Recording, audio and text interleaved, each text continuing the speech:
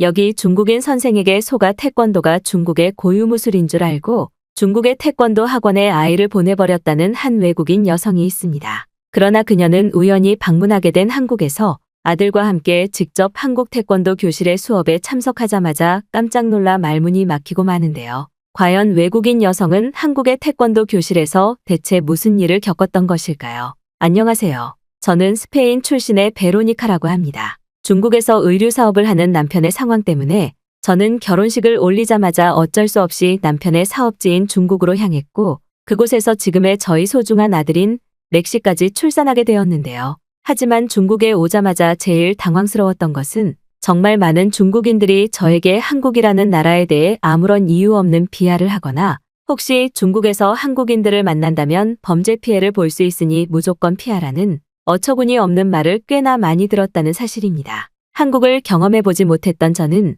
처음에는 이러한 중국인 지인들의 말에 그저 알겠다고 대답했으나 중국에서 지내는 시간이 길어질수록 중국인들이 그저 자신들보다 부유하고 쾌적하게 살아가는 한국인들이 부러워서 열등감을 표출한다는 사실을 깨달을 수 있었는데요. 하지만 그러던 어느 날 저는 굉장히 이상한 사건을 겪게 되었습니다. 맥시의 초등학교 담임 선생님이었던 중국인 선생님은 저에게 맥시가 중국의 고유무술인 태권도에 소질이 있는 것 같으니 학교에서 운영하는 중국 전통 태권도 교실에 맥시를 보내는 것이 어떻겠냐는 제안을 하더군요. 그때 당시 다른 또래 친구들보다 키가 크고 덩치가 컸던 맥시는 축구와 야구는 물론 각종 스포츠에서 소질을 보이고 있었지만 저는 좋지 않은 이미지를 가지고 있던 중국의 전통무술이라는 중국인 선생님의 말씀에 크게 망설여졌던 것이 사실입니다. 하지만 맥시는 어떻게 알았는지 전화를 끊자마자 태권도에서 친구들과 함께 운동을 하고 싶다며 난리를 치기 시작했고 그렇게 저는 어쩔 수 없이 맥시를 중국의 한 태권도장에 보내게 되었는데요. 그런데 중국의 태권도장을 다니기 시작한 맥시에게는 조금씩 이상한 일들이 발생하기 시작했습니다. 어느 날부터 맥시는 태권도 교실을 다니고 있음에도 날이 갈수록 체력이 떨어지는 것이 보였고 심지어는 태권도 수업 때 입는 옷에서는 아무런 땀 냄새가 전혀 느껴지지 않았기 때문인데요. 전혀 운동을 한다고는 상상할 수 없을 정도로 도복은 깨끗하고 뽀송했고 저는 도저히 이해가 되지 않아 하루는 맥시의 태권도 교실을 몰래 찾아가 보기로 했습니다. 그런데 태권도장의 입구 유리창 건너편에 도착한 저는 큰 충격을 받고 말았는데요. 운동을 하며 쾌활해야 될 중국의 태권도장에는 영화를 볼 때 사용하는 빔 프로젝터 스크린이 도장 중앙에 설치되어 있었고 그곳에는 태권도가 왜 중국의 고유무술인지 설명하는 도저히 이해할 수 없는 문장들의 동영상이 나오고 있었기 때문입니다. 심지어 체육관에는 중국인 학생들은 단 한 명도 없이 모든 학생들이 맥시와 같은 외국인 아이들뿐이었고 저는 순간 도저히 이해가 되지 않아 휴대폰으로 태권도라는 무술의 정보를 찾아보기 시작했어요. 그리고 저는 그 순간 태권도가 한국의 전통무술이었다는 사실과 중국인들이 아주 오래전부터 한국의 태권도를 자신들의 무술이라며 고집적인 거짓말 주장을 해오고 있다는 분노가 치솟아오르는 기사들을 연이어 발견할 수 있었죠. 또한 이상한 점은 여기서 끝나지 않았습니다. 운동을 배우러 가겠다는 맥시를 더 챙겨주고 싶었던 저는 좋은 운동화와 가방 심지어는 비싼 스포츠 시계까지 착용시켜서 중국의 태권도장으로 보냈었는데 어느 날 보니 맥시에게 사준 모든 장비와 물품, 심지어는 스포츠 시계마저 사라져 있었기 때문인데요. 저는 도저히 참을 수가 없어서 맥시의 태권도장을 찾아가 왜 한국의 전통무술인 태권도를 중국의 것이라고 주장하며 이러한 사기 교실을 운영하냐는 분노를 표출했고 이에 더해 맥시에게 사준 비싼 스포츠 시계가 하루아침에 사라졌으니 태권도장에 CCTV를 보여달라는 요청을 했습니다. 하지만 중국인 태권도장 선생님은 갑자기 저희 한국에 대한 발언을 듣자 표정이 날카롭게 변했고 갑자기 저에게 중국인들은 남의 것을 절대 훔치지 않는 민족인데 당신 한국에서 살았던 사람이오라며 저를 밀치기 시작했는데요. 중국인 태권도장 선생님은 한국인에게는 절대 CCTV를 보여주지 않는다며 고래고래 소리를 질렀고 저는 그 순간 도저히 참을 수 없는 상황에 결국 남편에게 전화를 걸어 지금의 어이없는 상황을 설명하고 나섰습니다. 그런데 남편은 저희 상황 설명을 듣자마자 자신이 알고 있는 한국인 지인과 함께 바로 이곳으로 오겠다고 했고 중국인 선생님이 절대 도망가지 못하게 붙잡고 있으라는 말을 하더군요. 결국 저는 억지로 말다툼을 하며 30분이 넘는 시간을 끌었고 약 30분 뒤 남편은 붉어진 얼굴로 한 한국인 친구분과 중국의 태권도장에 도착했습니다. 특히나 한국인 지인분은 교실 중앙에 있던 사상교육과 비슷한 동영상 자료를 보자마자 크게 분노하며 모든 상황을 녹화하기 시작했고, 중국인 선생님에게 지금 찍고 있는 모든 것을 외국 커뮤니티에 올려 공론화시키기 전에 CCTV를 보여주고 당장 가게를 폐업하라는 호통을 치더군요. 중국인 태권도 선생은 아무래도 자신이 궁지에 몰리고 있다고 생각한 것인지 그 순간 태권도장의 몇몇 제자들과 함께 곧바로 건물 밖으로 뛰쳐나갔고, 저는 곧바로 남편과 함께 태권도 학원의 CCTV를 확인했습니다. 약 3시간이 넘는 작업시간 끝에 저는 태권도 교실의 수업을 진행하던 또 다른 중국인 선생님께서 맥시의 스포츠 시계와 신발을 훔쳐가는 장면을 포착할 수 있었고, 심지어 태권도장에서 지급했다던 간식들이 그저 감자와 고구마라는 어처구니 없는 사실마저 알아낼 수 있었죠. 알고 봤더니 해당 태권도 교실은 한국에 대해 전혀 모르는 저와 같은 외국인 부모와 자식들을 이용해 거액의 수업료를 받기만 할 뿐 운동은 전혀 가르치지 않은 채 태권도가 중국의 것이라는 사상교육을 하던 사기 학원이었고, 중국 거주 외국인 수강생들의 물품을 주기적으로 훔쳐가는 아주 악질적이고 중국인다운 범죄 장소였죠. 그러던 어느 날 남편의 한국인 지인 현수 씨는 저에게 한국이라는 나라가 어떤 곳인지 자신이 직접 소개해주고 맥시가 올바른 태권도를 배울 수 있게 해주겠다며 한국으로의 가족여행을 제안했고, 저는 한국이라는 나라가 대체 뭐길래 중국인들이 이렇게나 열등감을 표출하고 사기를 칠까라는 생각에 아주 흔쾌히 현수 씨의 제안을 수락했습니다. 그렇게 약 1개월 뒤 맥시와 함께 현수 씨의 안내를 받아 처음 한국에 도착한 저는 한국에서의 입국 심사가 끝나자마자 엄청난 충격을 받고 말았는데요. 평소 중국인 학부모들은 한국의 공항은 너무 더럽고 비좁아서 외국인들이 여행하기에는 너무나 불편한 점이 많다는 말을 했었지만, 실제로 겪은 한국의 공항은 중국의 공항보다 비좁기는커녕 오히려 더욱 넓고 쾌적한 것도 모자라 공항 내부에는 이미 수많은 외국인들이 행복한 표정을 지으며 한국 여행을 즐기고 있었는데요. 현재 중국의 공항에서는 외국인 관광객을 거의 찾아볼 수가 없는 것은 물론 공항의 관광객들의 짐을 훔쳐가려는 노숙자들이 너무 많아서 사회적인 문제가 되고 있는데, 한국의 공항에서는 이러한 모습 자체를 전혀 볼 수가 없었습니다. 또한 더욱 충격적이었던 것은 공항 내부에서 자유롭게 노트북을 사용할 수 있는 공용 노트북 쉼터가 공항 곳곳에 설치되어 있었다는 사실인데요. 한국인들은 남의 물건을 훔치는 민족이라던 말을 중국인 지인들에게 숱하게 들어왔던 저였지만, 실제 한국인들은 이미 중국인들의 시민의식과는 차원이 다른 수준의 성장을 이룬 듯 무료로 제공되고 있는 공항 노트북을 훔쳐가기는커녕 오히려 바닥에 떨어진 저의 휴대폰을 주워서 다시 돌려주는 영화 같은 일을 겪을 뿐이었죠. 결국 저는 한국에 도착하고 짧은 시간이었지만 그동안 왜 중국인들이 한국에 그렇게나 열등감을 표출해왔는지 이해가 되고 말았고, 남편 또한 제가 겪은 일들을 듣더니 사업에 집중하느라 그런 일이 생긴 줄은 전혀 몰랐다면서 당장 가족 전체가 선진국인 한국으로 이민을 오자는 추진력까지 보였습니다. 심지어 공항에 있던 한국인분들은 덩치가 큰 맥시를 보자 오히려 먼저 친근하게 말을 걸어주시며 한국의 전통 음식인 떡과 식혜를 주시기까지 했고, 심지어 몇몇 한국인분들은 공항 중앙에 있는 여행 키오스크를 이용하면 목적지까지 가는 교통수단을 한 번에 예약할 수 있다는 믿지 못할 팁까지 주시더군요. 저와 맥시의 상황을 지켜보고 있던 한국인 지인 현수 씨는 흐뭇한 표정을 지으며 이곳이 바로 중국과는 차원이 다른 선진국 한국이라며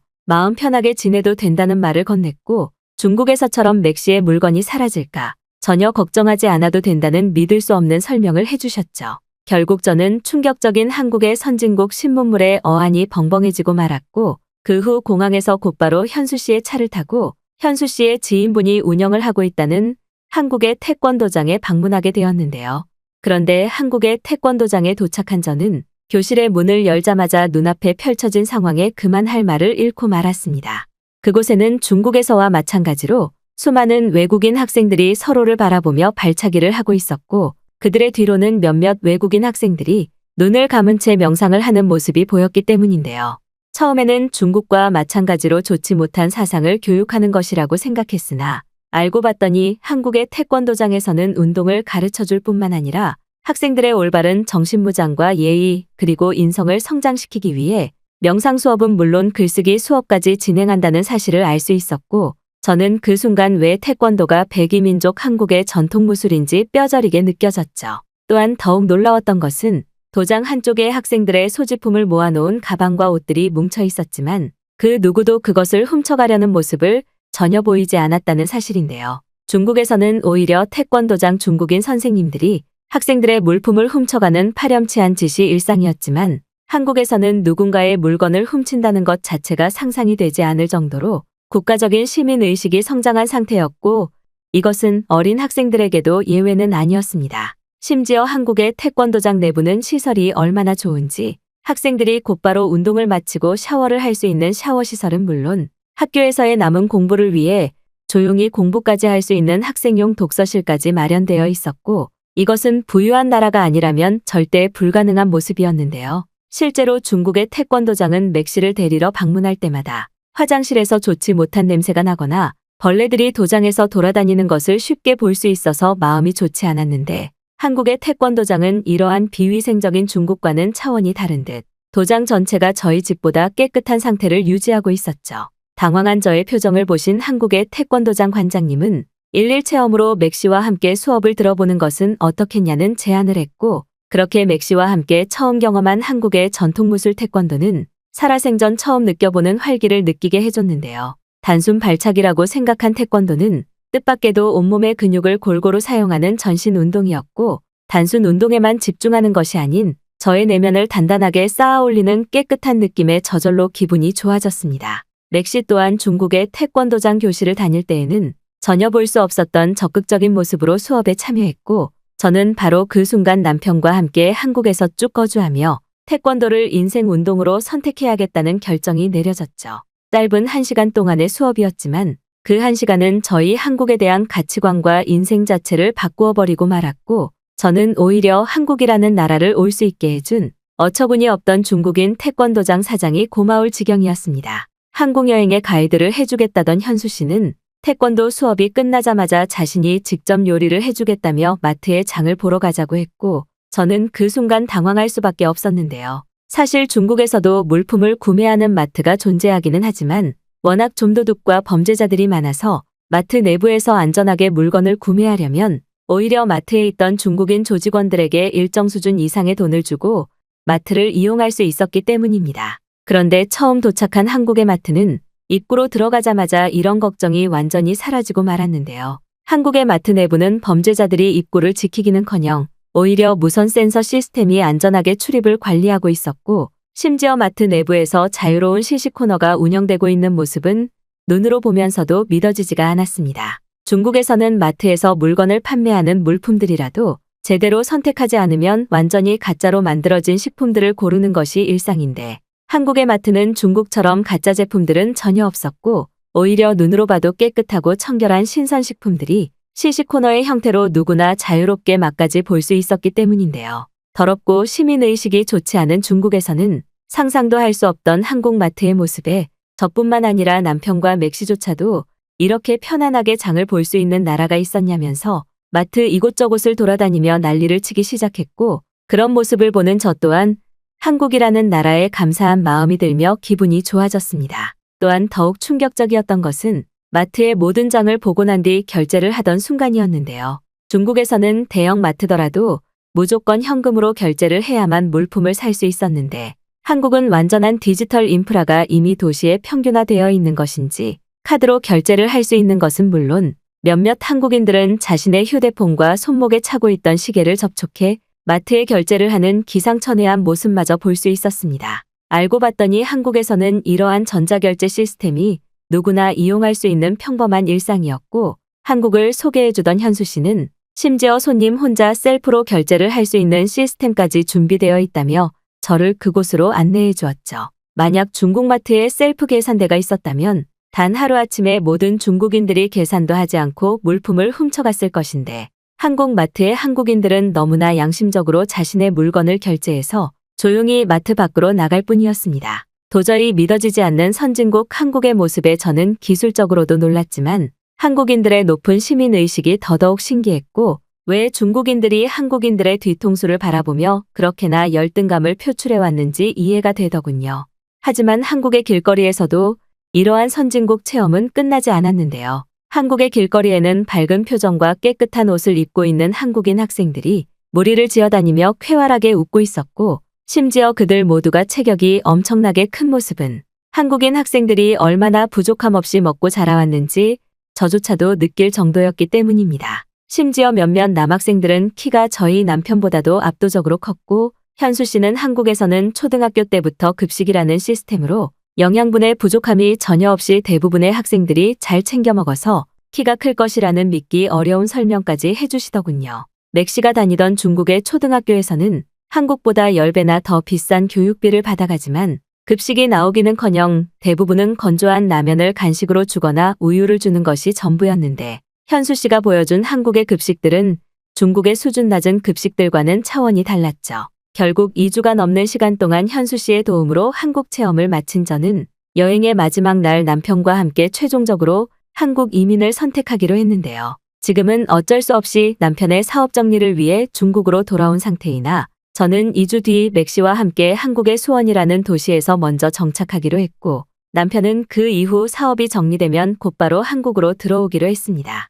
중국과는 차원이 다른 부유하고 살기 좋은 선진국 한국을 지금이라도 알았다는 사실에 저는 벌써 한국의 태권도가 그리워져서 온몸이 근질거릴 정도로 한국에 너무나 감사한 마음이 느껴지네요.